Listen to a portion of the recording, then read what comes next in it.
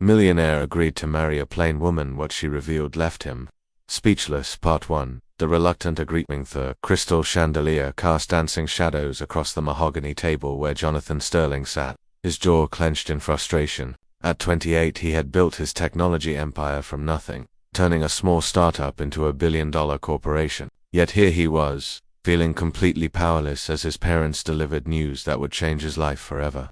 "This isn't negotiable, Jonathan," his father, Richard Sterling, said firmly, adjusting his gold cufflinks. "The Morgan family has been our business partners for decades. This marriage will strengthen both our companies." "Marriage?" Jonathan laughed bitterly, running his hands through his dark hair. "You're talking about selling me off like it's the medieval times. I won't do it." His mother, Victoria Sterling, set down her wine glass with a sharp clink. "You will meet Natasha Morgan tomorrow evening. She comes from excellent breeding, and her family's shipping empire complements our technology business perfectly." Jonathan stood abruptly, his chair scraping against the marble floor. "I don't care about her breeding or her family's money. I want to choose my own wife, someone I actually love." "Love is a luxury we cannot afford," Richard replied coldly. "This is about legacy, about securing the Sterling name for future generations." The next evening arrived too soon for Jonathan's liking. He paced nervously in the grand sitting room of the Sterling mansion, wearing his finest suit but feeling like he was dressed for his own funeral. The sound of approaching footsteps made his heart race with anxiety. When Natasha Morgan entered the room, Jonathan's first thought was confusion. She walked with grace and confidence, her posture perfectly straight, but her face was completely hidden behind an elegant silk veil that flowed down to her shoulders. Only her eyes were visible, and they were the most unusual shade of violet he had ever seen. "Mr. Sterling," she said, her voice soft yet commanding. "Thank you for agreeing to this meeting." Jonathan found himself staring, unsure how to respond. "I wouldn't exactly say I agreed to anything," he managed, extending his hand awkwardly. Natasha's gloved hand touched his briefly, and he felt an unexpected jolt of electricity. "I understand this arrangement is as surprising to you as it is to me," she said, settling into the chair across from him with fluid movements. "Why the veil?" Jonathan asked bluntly, his curiosity overriding his manners. "Personal preference," Natasha replied simply, her violet eyes meeting his directly. "I believe people should know each other's character before making judgments based on appearance." Jonathan raised an eyebrow. "That's an interesting philosophy for someone entering an arranged marriage." "Is it?" Natasha tilted her head slightly. "I would think character matters more than beauty in a lifelong partnership." Their conversation continued throughout dinner, and despite his initial resistance, Jonathan found himself intrigued by this mysterious woman. She spoke intelligently about business, politics, and art, demonstrating a sharp mind that challenged his own thoughts. Yet the veil remained firmly in place, creating an air of mystery that both frustrated and fascinated him. "Tell me about yourself," Jonathan said during dessert, leaning forward with genuine interest for the first time that evening. "What would you like to know?" Natasha asked, her fingers delicately holding her fork. "Everything. Your dreams, your fears. What makes you laugh?" He paused, studying her violet eyes. "Why you're willing to marry a complete stranger." Natasha was quiet for a long moment, and Jonathan thought he saw something vulnerable flicker in her gaze. "Sometimes we make sacrifices for the people we love," she said finally. "My younger brother needs medical treatment that only this arrangement can provide. As for my dreams," she smiled, and even though he couldn't see her mouth, he could hear it in her voice. "I dream of building something meaningful, of making a difference in the world." Jonathan felt his anger toward the situation begin to shift. This wasn't just about business mergers and family legacies. Natasha had her own reasons, her own burdens. "To bear your brother," he said quietly. "What's wrong with him?" "A rare heart condition," Natasha replied, her voice steady but emotional. "The surgery he needs costs more than our family can afford, despite our business success. This marriage provides the financial security to save his life." The weight of her sacrifice hit Jonathan like a physical blow. While he had been focused on his own resentment, she was entering this arrangement to save someone she loved. "I had no idea," he said softly. "It's not something I advertise," Natasha replied.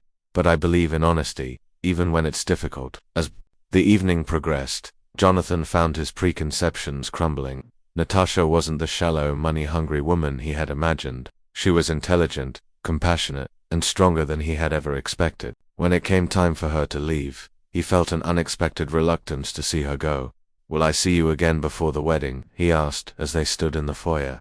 Natasha nodded, adjusting her elegant coat. "Tomorrow we need to discuss the practical arrangements. Living situations, public appearances, expectations." "Expectations," Jonathan repeated. "What we expect from each other in this marriage," she clarified. "I believe in clear communication, Mr. Sterling. It prevents misunderstandings and hurt feelings." As Jonathan watched her walk away into the night, he realized that his life was about to change in ways he never could have anticipated. The veiled woman had stirred something in him, a curiosity and respect that he hadn't felt in years. Perhaps this arrangement wouldn't be the prison sentence he had initially imagined. The wedding was scheduled for the following month, giving them time to get to know each other better. But already, Jonathan found himself looking forward to their next meeting. Eager to uncover more layers of the fascinating woman behind the veil, he had agreed to marry her for business. But something told him there was much more to discover about Natasha Morgan than anyone realized. The growing understanding 3 weeks had passed since their first meeting, and Jonathan Sterling found himself looking forward to Natasha's daily visits to his office. What had started as awkward business discussions had evolved into conversations that stretched for hours, covering everything from philosophy to their shared love of classical music. "You're wrong about the merger strategy," Natasha said, studying the financial reports spread across Jonathan's mahogany desk. Even with her face still hidden behind the delicate veil, her intelligence shone through every word. "Acquiring the smaller companies first will create too much debt. You should partner with them instead." Jonathan leaned back in his leather chair, impressed despite himself. "You sound like you've been running businesses your entire life." "I have been, in a way," Natasha replied, her violet eyes meeting his. "My father believed daughters should understand the family business just as well as sons. I've been attending board meetings since I was 16. "That explains a lot," Jonathan murmured, making notes on the documents. "Your suggestions yesterday about the shipping routes saved us millions." Natasha's laugh was like music, soft and genuine. "I'm glad I could help. Partnership should mean we support each other's strengths." The word partnership had taken on new meaning over the past weeks. What Jonathan had initially seen as a cold business arrangement was revealing itself to be something far more complex. Natasha challenged him intellectually, supported his business ventures with surprising insight, and somehow made him want to be a better man. "Can I ask you something personal?" Jonathan said, setting down his pen and giving her his full attention. "Of course. Why won't you let me see your face? I mean, we're getting married in a week. Don't you think I have a right to know what my wife looks like?" Natasha was quiet for a long moment, her hands folded carefully in her lap. "Do you remember what you thought of me when we first met?"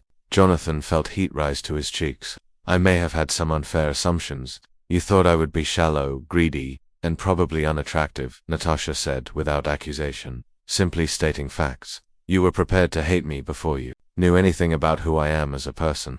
"I was angry about the situation," Jonathan admitted. "It wasn't fair to take that out on you." "No, it wasn't," Natasha agreed. "But it proved my point. People make judgments based on appearance before they know someone's heart. I wanted you to know my mind first, my character, my values. Physical attraction fades, but respect and understanding can last a lifetime." Jonathan studied her, seeing the wisdom in her approach even as it frustrated him. "And what if I'm disappointed when I finally see you?" "Then you'll have learned something important about yourself," Natasha replied simply.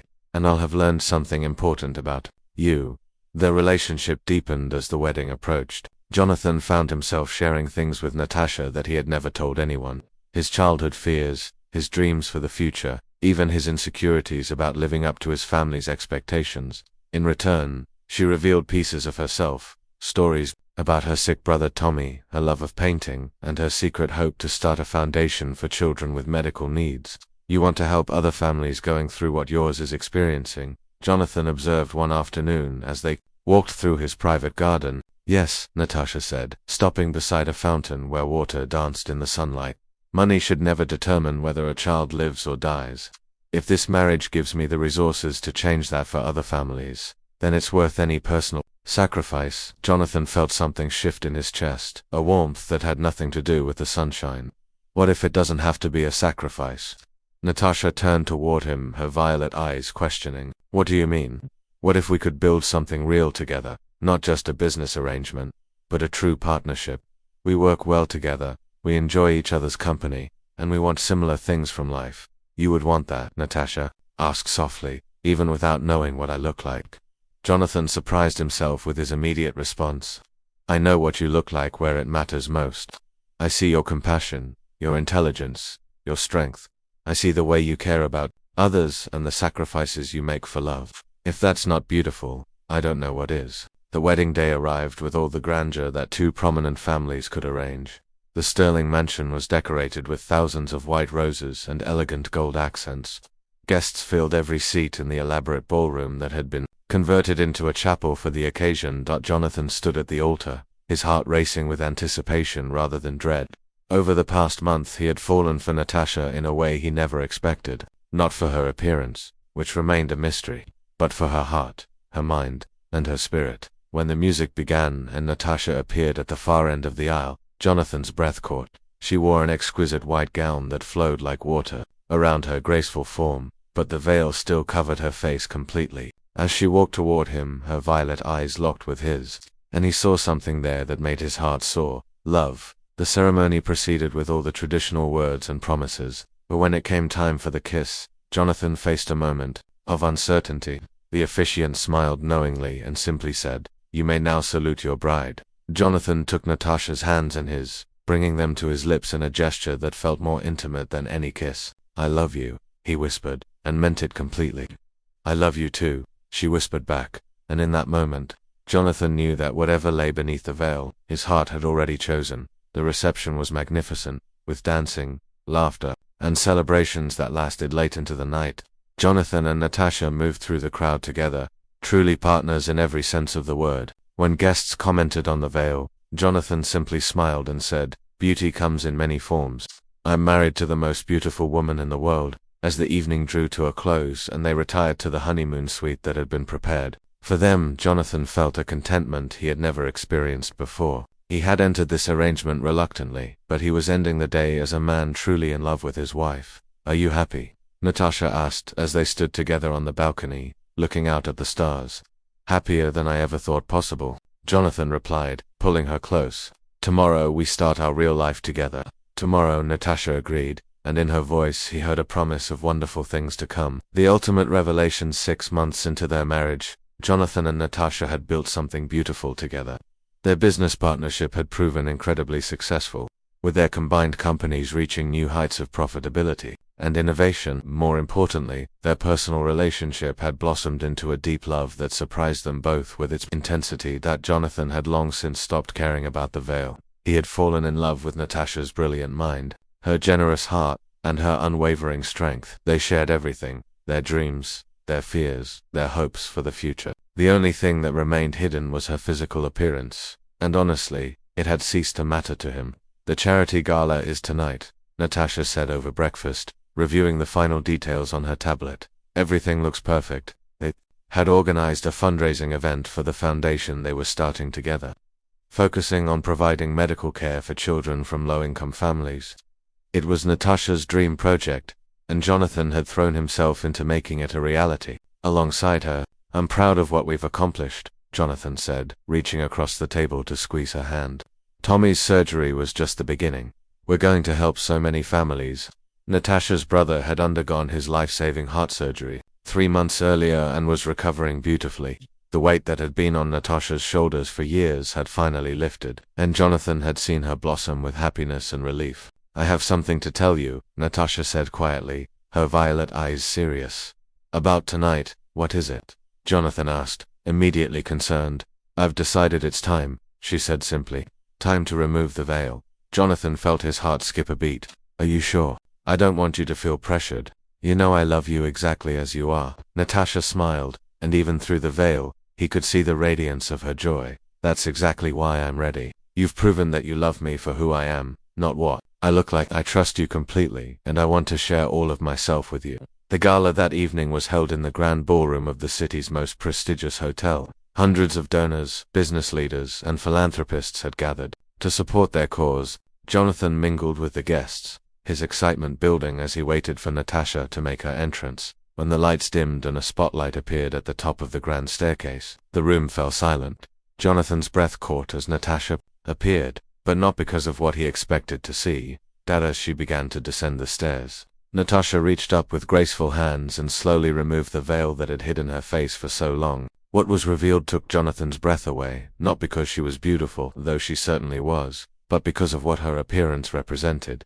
Natasha's face showed the faint but unmistakable scars of childhood burns, likely from an accident. Years ago, they traced delicate patterns across her left cheek and temple, marks that spoke of survival and strength. Her beauty was unconventional but striking, and her courage in revealing herself to the world was breathtaking. The room remained silent for a moment, then erupted in applause as people recognized not just her physical bravery, but the deeper courage it had taken to live behind a veil and then choose to step into the light. Jonathan made his way through the crowd, his eyes never leaving his wife's face. When he reached her, he cupped her cheeks gently in his hands, his thumbs tracing the scars with infinite tenderness. "You are magnificent," he whispered, his voice thick with emotion. "Absolutely magnificent." Tears sparkled in Natasha's violet eyes. "I was burned in a house fire when I was 12, she said softly. "I've hidden behind veils and makeup for years, afraid that people would only see the scars and not the person beneath." "I see everything," Jonathan replied, his forehead touching hers. "Your strength, your beauty, your incredible heart. The scars are just part of your story, and I love every chapter of it." As they kissed for the first time, really kissed, the crowd around them seemed to disappear. It was just the two of them, husband and wife, finally completely open and honest with each other. The gala was a tremendous success, raising more money than they had dared to hope for their foundation. But more than that, it became a celebration of acceptance, love, and the courage to be authentic in a world that often values surface beauty above all else. Later that night, as they sat together in their home, Natasha curled up against Jonathan's side. He reflected on the journey that had brought them to this moment. "I was so angry when my parents arranged our marriage," he said, stroking her hair. "I thought I was being forced into a loveless business transaction, and now," Natasha asked, looking up at him with those beautiful violet eyes. "Now I know it was the greatest gift they ever gave me," Jonathan replied. "Not because of the business, benefits or family connections, but because it brought me to you. You taught me what real love looks like." "What does real love look like?" Natasha asked with a smile. Jonathan considered the question seriously. "Real love looks past the surface. To see the soul, it chooses partnership over control, understanding over judgment, and courage over fear. Real love looks exactly like you." 6 months later, they welcomed their first child, a daughter they named Hope. As Jonathan held his baby girl and looked at his wife, both of them glowing with happiness, he thought about the incredible journey that had brought them to this perfect moment. The arranged marriage that had once seemed like a prison had become the foundation for the most beautiful life he could have imagined. And it all started with a woman brave enough to hide behind a veil until she found a man worthy of seeing her true face. Their love story became legend in their social circles, inspiring other couples to look beyond appearances and focus on the qualities that really matter in a lifelong partnership. The Sterling Morgan Foundation continued to grow, helping thousands of families and changing countless lives. But for Jonathan and Natasha, the greatest success was the love they had built together, one honest conversation at a time, one act of trust after another, until they had created something unbreakable and beautiful. As Natasha often said in her speeches about their foundation, true beauty isn't about having a perfect face, it's about having a perfect heart. And in Jonathan Sterling, she had found a man with the most perfect heart of all.